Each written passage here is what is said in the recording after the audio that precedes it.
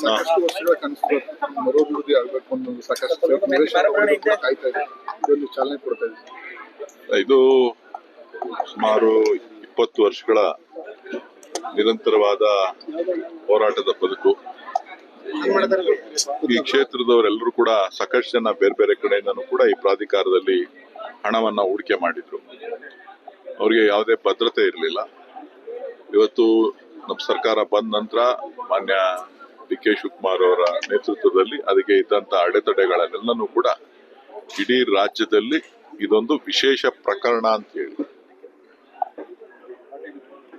ಒಂದು ಬಾರಿಗೆ ಇದನ್ನ ಏನಾದ್ರೂ ಮಾಡಿ ಸರಿ ಮಾಡಬೇಕು ಅನ್ನೋ ದೃಷ್ಟಿನಲ್ಲಿ ಅನುಮತಿಯನ್ನ ಕೊಟ್ಟು ಇವರಿಗೆ ಎಲ್ಲ ರೀತಿಯಲ್ಲೂ ಅನುಕೂಲ ಮಾಡುವಂತ ಪ್ರಯತ್ನವನ್ನ ಇವತ್ತು ನಾವು ಮಾಡಿದ್ದೇವೆ. ಸುಮಾರು 1900 ಜನ ಯಾರು ನಿವೇಶನದಾರರಿದ್ದಾರೆ ಅವರೆಲ್ಲರಿಗೂ ಕೂಡ ಹಕ್ಕನ್ನ ನಾವು ಕೊಟ್ಟಿದ್ದೇವೆ. ರಿಜಿಸ್ಟ್ರೇಷನ್ ಕೂಡ ಮಾಡ್ಕೊಡ್ತಾ ಇದ್ದೇವೆ. ಜೊತೆಗೆ ಲೇಔಟ್ ನಲ್ಲಿ ಬೇಕಾದಂತ ಮೂಲಭೂತ ಸೌಕರ್ಯ ಕೂಡ ಮಾಡ್ತಾ ಇದ್ದೀವಿ. ಏನಾಗಿತ್ತು ಅಂತ ಹೇಳಿದ್ರೆ ಒಂದು ಅಗ್ರಿಮೆಂಟ್ ಪೇಪರ್ ಅಲ್ಲಿ ಅಗ್ರಿಮೆಂಟ್ ಮಾಡಿಕೊಂಡು ರೈತರ ಹತ್ರ ರಿಜಿಸ್ಟ್ರೇಷನ್ ಕೂಡ ಮಾಡಿಸ್ಕೊಂಡಿರ್ಲಿಲ್ಲ. ಪಾಣಿಗಳೆಲ್ಲ ರೈತರ ಹೆಸರಿನಲ್ಲೇ ಹೋಗ್ತಾ ಇತ್ತು. ಸೊ GPA ಮುಖಾಂತರ ಮಾಡಿಕೊಂಡು ಯಾವುದೇ ವಿಧವಾದಂತ ಭದ್ರತೆನೇ ಇರಲಿಲ್ಲ. ಸೊ ಕೊನೆಗೆ ಅದಕ್ಕೊಂದು ವಿಶೇಷವಾದಂತ ರೀತಿಯಲ್ಲಿ ಕಾನೂನನ್ನ ತಯಾರು ಮಾಡಿ ಅದಕ್ಕೆ ಅನುಮೋದನೆಯನ್ನ ಕ್ಯಾಬಿನೆಟ್ ನಲ್ಲಿ ಪಡ್ಕೊಂಡು ಇವತ್ತು ಅವರೆಲ್ಲರಿಗೂ ಕೂಡ ನಾವು ರಿಜಿಸ್ಟ್ರೇಷನ್ ಅನ್ನ ಮಾಡ್ಕೊಡ್ತಾ ಇದೀವಿ. ಜೊತೆಗೆ ಅಭಿವೃದ್ಧಿ ಕೂಡ ಪಡಿಸ್ತಾ ಇದೀವಿ. ತಾವು ಗಮನಿಸಿದ್ದೀರಿ ಸರ್, ಟೋಲ್ ವಿಚಾರವಾಗಿ ಸಾರ್ವಜನಿಕ ಗೊಂದಲದಲ್ಲಿದೆ. ಕುಮಾರಸ್ವಾಮಿ ಅವರು ನೋಡಿದ್ರೆ ಟೋಲ್ ಕಟ್ಟಬೇಡಿ ಅನ್ನೋಂಥ FIR ಕೂಡ ಆಗ್ಲಿ ಅನ್ನೋಂಥ ಕೂಡ ಸ್ಟೇಟ್ಮೆಂಟ್ ಕೊಡ್ತೀವಿ. ಎತ್ಕಟ್ಟು ರಾಜಕಾರಣ ಮಾಡೋರ್ನ ಏನ್ ಮಾಡಕ್ಕಾಗತ್ರಿ?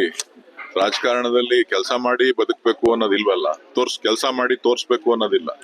ಎತ್ಕಟ್ಟು ರಾಜಕಾರಣ ಮಾಡೋ ಕಸ್ಬಿರೋ ಅಂತವ್ರನ್ನ ಉತ್ತರ ಕೊಡೋದಕ್ಕೆ ನೀವು ಮಾಧ್ಯಮದವರೇ ಅದ್ರ ಬಗ್ಗೆ ಗಮನ ಹರಿಸ್ಬೇಕೇ ಹೊತ್ತು ಒಬ್ಬ ಕೇಂದ್ರ ಸಚಿವ ಯಾವ ರೀತಿಯಾಗಿ ಎತ್ಕಟ್ತಾ ಇದ್ದಾರೆ ಅನ್ನೋದನ್ನ ನೋಡ್ಬೇಕು. ಅದೊಂದೇ ಟೋಲ್ ಯಾಕೆ ಹೇಳ್ತಾರೆ? ಎಲ್ಲಾ ಟೋಲ್ನು ಹೇಳಿ, ಯಾವ ಟೋಲ್ಗೂ ದುಡ್ಡು ಕಟ್ಬೇಡಿ ಅಂತ ಹೇಳ್ಬಿಟ್ಟು ಎಲ್ಲಾ ಟೋಲ್ಗೂ ಹೇಳಿ. ಮಾಡೋದೆಲ್ಲ ಅನಾಚಾರ, ಮನೆ ಮುಂದೆ ಬೃಂದಾವನ. ನೀವು ಅವ್ರಿಗೆ ಬೆಂಬಲ ಕೊಡ್ತೀರಿ, ಅವ್ರು ಮಾತಾಡ್ತಾರೆ. ಪ್ರತಿನಿತ್ಯ ಗಲಾಟೆ ಮಾಡ್ತಾರೆ. ಜನತಾದಳದ ಕಾರ್ಯಕರ್ತರ ಎತ್ಕಟ್ಟುವಂತ ಪ್ರಯತ್ನ ಅಷ್ಟೇ.